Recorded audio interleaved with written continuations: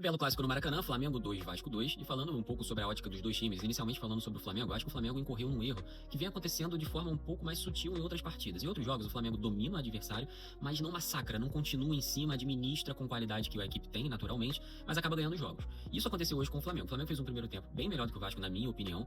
Poderia ter ido além, poderia ter mantido o ritmo e ter ampliado o marcador, não conseguiu fazer isso, e aí no segundo tempo sofreu. É interessante, né? O Flamengo faz um gol no segundo tempo, no momento em que o Vasco estava jogando até melhor do que o Flamengo. Um pênalti ali infantil do Paulo Henrique, Jorginho converte e coloca o Flamengo ali em vantagem 2-0. Mas o Flamengo poderia e deveria ter aumentado o ritmo para matar o jogo, porque você tá jogando um clássico, você tá jogando contra um time, que é o Vasco, e agora falando sobre a ótica do Vasco, que foi premiado por uma boa atuação. O Vasco jogou bem. O Vasco foi um time que não desistiu, foi corajoso. Por mais que eu acho que o Renato Gaúcho cometeu erros na escalação inicial, você não pode enfrentar o melhor time da América do Sul e abrir mão do seu melhor jogador, que é o Andrés Gomes. Ele não pode ficar no banco numa partida como essa.